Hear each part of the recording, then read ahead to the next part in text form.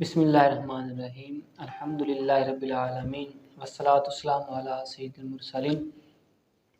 اما بعد فاعوذ باللہ من الشیطان الرجیم بسم اللہ الرحمن الرحیم یا صاحب الجمال و یا سید البشر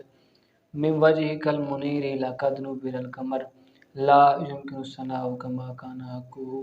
بعد از خدا بزرگ تو ایک قصہ مختصر۔ اے شہنشاہ مدینہ الصلاۃ والسلام، زینت عرش معلیٰ الصلاۃ والسلام، مومنوں پڑھتے رہو تم اپنے آقا پر درود، ہے فرشتوں کا وظیفہ الصلاۃ والسلام۔ ناظرین، آپ دیکھ رہے ہیں PNC 24 پر ماہ رمضان مبارک کی خصوصی نشریات بہار رمضان سیزن 2۔ آپ کا میزبان مدر فاروق اتاری۔ آج کے ہمارے مہمان خصوصی جناب مرتضیٰ احمد گجر صاحب ہمارے ساتھ موجود ہیں، اور ہمارے مہمان ثنا خان حافظ محسن علی جلالی صاحب بھی ہمارے ساتھ موجود ہیں، اور ہمارے مہمان ثنا خان غلام محی الدین مدنی صاحب بھی ہمارے ساتھ موجود ہیں۔ ناظرین، ماہ رمضان مبارک کا برکتوں والا مہینہ عنقریب ہم سے یہ برکتوں والا مہینہ، رحمتوں والا مہینہ جدا ہونے جا رہا ہے، تو ہمیں اس مہینے کی جو چند ایام رہ گئے ہیں ان کی رب تعالیٰ قدر کرنے کی توفیق عطا فرمائے، ان میں رب تعالیٰ اپنے زیادہ سے زیادہ عبادات کرنے کی توفیق عطا فرمائے، اور قرآن پاک سے رب تعالیٰ ہمیں محبت نصیب فرمائے۔ ناظرین، ابھی ہم اپنے مہمان ثنا خان غلام محی الدین مدنی صاحب کی طرف چلتے ہیں، ان سے آقا کریم صلی اللہ تعالیٰ علیہ وسلم کی بارگاہ میں ہدیہ عقیدت پیش کرتے ہیں۔ جناب غلام محی الدین مدنی صاحب۔ یاد مصطفیٰ ایسی بس گئی ہے سینے میں، یاد مصطفیٰ ایسی بس گئی ہے سینے میں، یاد مصطفیٰ ایسی بس گئی ہے سینے میں، بس گئی ہے سینے میں، جسم تو یہی ہے اپنا پر دل تو ہے مدینے میں، جسم تو یہی ہے اپنا اور دل تو ہے مدینے میں، یاد مصطفیٰ ایسی بس گئی ہے سینے میں۔ اور کون ہے یہ دیوانہ، اور کس کا ہے یہ دیوانہ، کون ہے یہ دیوانہ، اور کس کا ہے یہ دیوانہ، جو محشر میں بھی کہتا ہے بس جانا ہے مدینے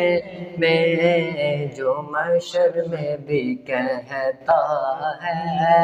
بس جانا ہے مدینے میں، یاد مصطفیٰ ایسی بس گئی ہے سینے میں۔ اور بعد میرے مرنے کے سارے لوگ یوں بولے، بعد میرے مرنے کے سارے لوگ یوں بولے کہ آدمی وہ اچھا تھا جو مر گیا مدینے میں، آدمی وہ اچھا تھا جو مر گیا مدینے میں، یاد مصطفیٰ ایسی بس گئی ہے سینے میں۔ اور میرے کملی والے کا گھر تو ہے مدینے میں، میرے کملی والے کا گھر تو ہے مدینے میں ہاں مگر وہ رہتے ہیں عاشقوں کے سینے میں ہاں مگر وہ رہتے ہیں عاشقوں کے سینے میں یاد مصطفیٰ ایسی بس گئے ہے سینے میں جسم تو یہی ہے اپنا پر دل تو ہے مدینے میں۔ ماشاءاللہ، سبحان اللہ۔ غلام محی الدین مدنی صاحب آقا کریم کی بارگاہ میں الہی عقیدت پیش کر رہے تھے۔ یاد مصطفیٰ ایسی بس گئی ہے سینے میں، جسم تو یہی ہے اپنا پر دل تو ہے مدینے میں۔ اور کون ہے یہ دیوانہ، کس کا ہے یہ دیوانہ، جو محشر میں بھی کہتا ہے جانا ہے مدینے میں۔ کہ مدینہ مدینہ ہمارا مدینہ، ہمیں جان و دل سے ہے پیارا مدینہ۔ سہانا سہانا دلارا مدینہ، ہر عاشق کی آنکھوں کا تارا مدینہ۔ اور خدا اگر قیامت میں بھی فرمائے مانگو، کون ہے یہ دیوانہ، کس کا ہے یہ دیوانہ۔ خدا اگر قیامت میں فرمائے مانگو، لگائیں گے دیوانے نعرہ مدینہ۔ خدا اگر قیامت میں فرمائے مانگو، لگائیں گے دیوانے نعرہ مدینہ۔ تو ناظرین، ابھی ہم اپنے مہمان جناب محمد مرتضیٰ گجر صاحب کی طرف چلتے ہیں۔ تو مرتضیٰ بھائی، جو ماہ رمضان مبارک کا برکتوں والا مہینہ ہم سے جدا ہونے جا رہا ہے، تو ہمارا جو ہے ماہ رمضان مبارک کے جانے کے بعد ہمارا اس دنیا میں رہنے کا انداز کیا ہونا چاہیے، اور ماہ رمضان مبارک کے ادب و احترام کے تقاضے جو ہے وہ ہمیں بعد میں بھی کیا درس دیتے ہیں، اور ماہ رمضان مبارک کا جب برکتوں والا مہینہ ہم سے جدا ہوتا ہے تو ہمارا انداز کیا ہونا چاہیے؟ اعوذ باللہ من الشیطان الرجیم، بسم اللہ الرحمن الرحیم۔ جناب قاری صاحب، یقیناً امت مسلمہ نے جس جوش و خروش کے ساتھ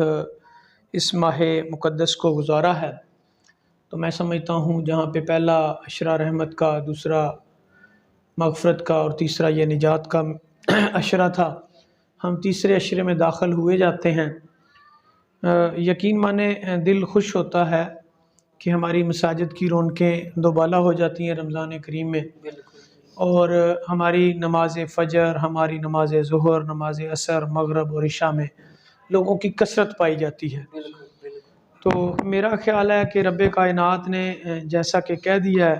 کہ اس مہینے کے اندر شیاطین جو ہے وہ جکڑ لیے جاتے ہیں، تو اس کا واضح نمونہ ہمیں مساجد کے اندر نظر آتا ہے کہ لوگ نیکی کی طرف بھاگتے ہیں اور برائی سے جان چھڑوا رہے ہوتے ہیں۔ تو جہاں پہ اللہ پاک ہمارے ساتھ یہ وعدہ کرتا ہے، ہمیں کہتا ہے کہ میں نجات کو زنجیروں میں شیاطین کو زنجیروں میں جکڑ لیتا ہوں، تو آپ دیکھیں کہ ہماری مساجد میں جس قدر رونقیں ہوتی ہیں، افطاری کا اہتمام ہوتا ہے، نمازوں کے اندر لوگوں کا موجود ہونا اور تلاوت کلام پاک میں مشغول ہونا، اسی طرح زکوٰۃ، عشر اور صدقہ فطرانہ اس کا دینا، یہ واضح دلیل ہے۔ گو کہ ہمیں اللہ پاک نے سامنے آ کے تو یہ چیزیں بتائی نہیں ہیں، لیکن غیب پہ ہم نے کیونکہ ایمان رکھنا ہے، تو میں یہ سمجھتا ہوں کہ امت مسلمہ نے جس جوش و خروش کے ساتھ اس پورے ماہ مقدس کو گزارا ہے، اور اب ہم نجات کے عشرے کی طرف جا رہے ہیں۔ بے شک اللہ پاک معاف کرنے والوں کو پسند کرتا ہے، اور اللہ پاک معاف کرنے والوں کا ساتھ دیتا ہے، ان کی مدد کرتا ہے۔ تو میں رب کائنات سے یہ بھی دعا کروں گا کہ مالک کائنات اس آخری عشرے کے اندر ہماری بھی نجات کا ذریعہ بنا دے، ہمیں بھی جو ہم سے غلطیاں کوتاہیاں جانے انجانے میں ہو چکی ہیں ایک پورے سال کے اندر، یا اللہ پاک اس ماہ مقدس کے صدقہ تو ہمیں معاف فرما دے، اور ہمیں اپنے نبی مہربان صلی اللہ علیہ وآلہ وسلم کی راہ پہ چلنے والا بنا دے۔ یقیناً ہمارے لیے سب سے بہترین اسوہ حسنہ نبی مہربان صلی اللہ علیہ وسلم کی زندگی ہے، وہ نمونہ کہ دیکھیں نبی مہربان صلی اللہ علیہ وسلم نے جہاں پہ رمضان کریم میں اپنی عبادات کو اور بڑھا دیا، وہاں پہ معمول کی زندگی کے اندر بھی نبی مہربان صلی اللہ علیہ وسلم نے اپنی زندگی کو معمول کے اندر رکھا، کہ معمول کے اندر بھی آپ کی عبادات، آپ کی جو ذکر و اذکار ہے وہ پورا سال تواتر سے چلتے تھے، نہ کہ صرف رمضان کریم میں۔ تو جہاں پہ اللہ کے نبی کی تعلیمات کو ہم اپناتے ہیں، اللہ کے نبی کی تعلیمات کے اوپر ہم چلتے ہیں، تو ہمارے اوپر یہ بھی فرض ہے کہ نبی مہربان صلی اللہ علیہ وسلم جو کہ رحمت للعالمین ہے، جو کہ جن کی زندگی اور جن کی اسوہ ہمارے لیے ایک بہترین نمونہ ہے، ہمیں چاہیے کہ رمضان کریم کے بعد یہ رونقیں مساجد کی، یہ تلاوت کلام پاک اور یہ مساجد کے اندر ہمارا نماز ادا کرنا، یہ اسی طرح تواتر سے چلتا رہے تاکہ بخشش کا ذریعہ جو ہے وہ ہر ممکن ہمارے گلے میں ڈال دیا جائے۔ میں ایک عالم دین کا بیان سن رہا تھا کہ جب روز محشر ہوگا تو نفسا نفسی کا عالم ہوگا، ہر انسان نفسی نفسی کر رہا ہوگا، یہاں تک کہ سابق انبیاء کرام بھی نفسی نفسی کر رہے ہوں گے۔ لیکن دیکھیں میرے آقا کی شان کہ جب آقا مہربان صلی اللہ علیہ وسلم میدان حشر میں تشریف لائیں گے تو اللہ کے ہاں سربسجود ہو کر امتی امتی کر رہے ہوں گے، یعنی کہ ہماری پرواہ آقا دو جہاں کو اتنی ہے کہ اللہ کے نبی مہربان صلی اللہ علیہ وسلم گڑ گڑا کر اللہ کے سامنے روئیں گے کہ یا اللہ میرے امتی، اپنے لیے نہیں اپنی پوری امت کے لیے نبی مہربان صلی اللہ علیہ وسلم دعا کر رہے ہوں گے۔ تو دیکھیں اس ہستی، جس ہستی کی خاطر میں اور آپ اپنی جان قربان کرنے کے لیے تیار ہیں، میں اور آپ اپنے بچے، اپنی اولاد، اپنے ماں باپ، اپنا مال و دولت قربان کرنے کے لیے تیار ہیں، تو وہ ذات اقدس جو ہمارے لیے باعث نجات بنے گی، اس کی دی ہوئی تعلیمات کو چھوڑ دینا باقی پورے سال کے اندر اور صرف ماہ رمضان کے اندر یہ سمجھ لینا کہ ہم پورے سال کی ہوئے گناہ بخشوا لیں گے، یہ تو اللہ پاک کی ایک رحمت ہے ہمارے اوپر کہ ایک اور ماہ رمضان ہمیں عطا کیا۔ لیکن میرا خیال ہے کہ ہر مسلمان کو، ہر ذی شعور انسان کو پورے سال کے اندر 24 گھنٹے، نہ جانے کب زندگی کی گھڑی رک جائے، نہ جانے آنے والا سانس اگلے لمحہ کے لیے آئے یا نہ آئے، تو میرے بھائیوں میں ناظرین سے بھی یہ کہنا چاہوں گا، خصوصاً اپنی نوجوان جنریشن سے، اپنی ماؤں سے، اپنی بہنوں سے، اپنی بیٹیوں سے، کہ جہاں پہ ہم پورا رمضان اتنی شان و شوکت اور اتنے اعتکافات اور اعتکاف کے ساتھ اور اس کے ساتھ عبادات کے اندر، قرآن پاک کی تلاوت کے اندر، ذکر و اذکار کے اندر گزارتے ہیں، ہمارا یہ زندگی کا معمول جو ہے فراغت میں وہ اس طرح سے گزرنا چاہیے کہ ہماری بخشش نبی مہربان صلی اللہ علیہ وسلم نے جس کا ذمہ لیا ہے اپنے امتیوں کے لیے، جہاں پہ اللہ کے نبی سر مسجود ہو جائیں گے مالک کائنات کے سامنے، تو ہمارے اوپر بھی یہ چیز فرض ہے کہ ہم پورے سال تواتر کے ساتھ اپنی عبادات کو اسی طرح سے گزارتے رہیں تاکہ نبی مہربان صلی اللہ علیہ وسلم کو ہم منہ دکھانے کے قابل رہیں کہ آقا دو جہاں کے سامنے جب پیش ہوں تو آقا دو جہاں پکار کے کہیں کہ یہ میرے امتی ہیں۔ ہماری زندگی، ہمارا رہن سہن، ہمارے طور طریقے، ہماری روایات، ہماری اقدار، ہمارا جو ہے وہ اپنی اولادوں کو پڑھانا، اپنی اولادوں کو تعلیمات دینا، خصوصاً اپنی ماؤں سے گزارش کروں گا کہ پورے سال اپنے بچوں کی اس طرح سے تربیت کریں کہ آقا دو جہاں کی صلی اللہ علیہ وسلم نے جیسے ہمیں تعلیمات دی ہیں۔ تو میرا خیال ہے ہماری بخشش کا یہی ذریعہ ہو سکتا ہے کہ ہم پورا سال ہی تواتر کے ساتھ ذکر و اذکار میں گزاریں، اسی طرح جیسے ہم نے عشرے تینوں، یہ ہمارے سامنے عشرے ہیں، پہلا رحمت کا، پھر مغفرت کا، پھر نجات کا، ہم نجات کے عشرے کے اندر ہیں اور چند دنوں کے بعد یہ ماہ رمضان ہم سے جدا ہو جائے گا۔ تو میرے بھائیوں، میری بہنوں، میری ماؤں، میری بچیوں، یہ ہمارے اوپر فرض ہے کہ ہم پورے سال کو اسی تواتر کے ساتھ اپنی عبادات کے اندر گزاریں۔ اللہ پاک سے دعا ہے کہ اللہ پاک ہمیں عمل کی توفیق عطا فرمائے اور پورا سال ہمارا اسی تواتر سے عبادات میں گزرتا رہے۔ ہمارے لیے جو ہے یہ بہت ہی بڑی بات ہے کہ سرکار دو عالم صلی اللہ تعالیٰ علیہ وآلہ وسلم آپ سے ہم محبت کا تو اظہار کرتے ہیں کہ یا رسول اللہ ہم پر آپ کی جان بھی قربان ہے، نعرے تو لگاتے ہیں، موت بھی قبول ہے کہ نعرے لگاتے ہیں، لیکن سرکار دو عالم صلی اللہ تعالیٰ علیہ وآلہ وسلم نے ارشاد فرمایا نماز میری آنکھوں کی ٹھنڈک ہے۔ سرکار دو عالم صلی اللہ تعالیٰ علیہ وآلہ وسلم نے ارشاد فرمایا نماز میری آنکھوں کی ٹھنڈک ہے۔ ابھی مرتضیٰ بھائی فرما رہے تھے کہ قیامت والے دن سب کو جو ہے وہ اپنی اپنی پڑی ہوگی، نفسی نفسی کی پڑی ہوگی، حتیٰ کہ انبیاء جو سابقہ انبیاء گزر گئے، اور اس لحاظ سے جو ہے وہ امت جو ہے اکٹھی ہو کے سب سے پہلے حضرت آدم علیہ السلام کے پاس جائے گی۔ حساب کتاب شروع نہیں ہو رہا ہوگا اور ساری امت اکٹھی ہو کے حضرت آدم علیہ السلام کے پاس جائے گی، اس لیے کہ یہ تمام جو ہے وہ نبیوں کے جو ہے وہ والد ہیں، اور سب سے پہلے نبی ہیں حضرت آدم علیہ السلام۔ تو حضرت آدم علیہ السلام ارشاد فرمائیں گے اذهبوا الی غیری، آج کسی اور کے پاس جاؤ، پھر لوگ اکٹھے ہو کے اسی طرح سارے نبیوں کے پاس آتے جائیں گے، سارے نبیوں کے پاس آتے جائیں گے۔ آخر میں جب حضرت عیسیٰ علیہ السلام کے پاس آئیں گے نا، تو حضرت عیسیٰ علیہ السلام بھی یہی کہیں گے کہ اذهبوا الی غیری، لیکن آخر میں حضرت عیسیٰ ارشاد فرماتے ہیں، آخر میں یہ فرمائیں گے کہ سرکار دو عالم ایک شخص ایسا ہے کہ جو آج تمہاری جو ہے وہ اس سوال کا جو ہے سوال کو پورا کر سکتا ہے، وہ تاجدار کائنات ہیں، وہ وجہ تخلیق کائنات ہیں، آج ان کے در پہ چلے جاؤ۔ تو سرکار دو عالم صلی اللہ تعالیٰ علیہ وسلم کے پاس جب ساری امت اکٹھی ہو کے جائے گی تو حضور ارشاد فرمائیں گے جس کا کوئی نہیں اس کا میں ہوں، آنا لہا، جس کا کوئی نہیں اس کا میں ہوں۔ تو سرکار دو عالم صلی اللہ تعالیٰ علیہ وسلم اپنی امت سے اتنی محبت فرماتے ہیں، اتنا پیار فرماتے ہیں، تو ہمیں بھی چاہیے کہ حضور نبی کریم صلی اللہ تعالیٰ علیہ وسلم کے طریقے پر رب تعالیٰ عمل کرنے کی توفیق عطا فرمائے۔ جس طرح ہم رمضان مبارک میں زندگی گزار رہے ہیں، دیگر ایام بھی رب تعالیٰ ہمیں اسی لحاظ سے رب تعالیٰ ہمیں گزارنے کی توفیق عطا فرمائے۔ ناظرین، ہمارے مہمان ثناء حافظ محسن علی جلالی صاحب موجود ہیں، ان سے سرکار دو عالم صلی اللہ تعالیٰ علیہ وسلم کی نعت مبارک سنتے ہیں۔ جی حافظ صاحب۔ مجھ پہ بھی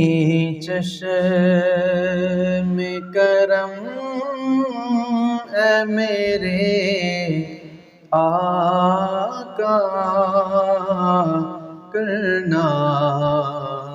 مجھ پہ بھی چشم کرم اے میرے آقا کرنا، حق تو میرا بھی ہے رحمت کا تقاضا کرنا، حق تو میرا بھی ہے۔ تو کسی کو بھی اٹھاتا نہیں اپنے در سے سونیا، تو کسی کو بھی اٹھاتا نہیں اپنے در سے، یہ تیری شان کے شایع نہیں ایسا کرنا، یہ تیری شان کے شایع نہیں ایسا کرنا، حق تو میرا بھی ہے۔ ان صحابہ کی خوشگوار نگاہوں کو سلام، ان صحابہ کی خوشگوار نگاہوں کو سلام، جن کا مسلک کا طواف روح زیبا کرنا، جن کا مسلک کا طواف روح زیبا کرنا، حق تو میرا بھی ہے۔ کوئی فاروق سے پوچھے کہ کسے آتا ہے، کوئی فاروق سے پوچھے کہ کسے آتا ہے، دل کی دنیا کو نظر سے تابالا کرنا، حق تو میرا بھی ہے۔ مجھ پہ محشر میں نصیروں کی نظر پڑ ہی گئی، ہاں مجھ پہ محشر میں نصیروں کی نظر پڑ ہی گئی۔ اسے کہتے کہنے والے، اسے کہتے ہیں خدا کا کرنا، حق تو میرا بھی ہے، رحمت کا تقاضا کرنا، حق تو میرا بھی ہے۔ سبحان اللہ، ماشاءاللہ۔ بہت ہی خوبصورت انداز میں حافظ محسن علی جلالی صاحب آقا کریم کی بارگاہ میں گلہائے عقیدت پیش کر رہے تھے۔ ناظرین، آج ہم نے گفتگو سنی کہ رمضان کے بعد ہمارا کیا انداز ہونا چاہیے، اور نماز کے حوالے سے گفتگو سنی، اور سرکار دو عالم صلی اللہ تعالیٰ علیہ وسلم کو اپنی امت سے کتنا پیار ہے، اس حوالے سے گفتگو سنی۔ میں اپنے مہمانوں کا شکریہ ادا کرتا ہوں جو آج کی اس ٹرانسمیشن میں تشریف لائے۔ آپ کا میزبان مظہر فاروق اتاری، اللہ حافظ۔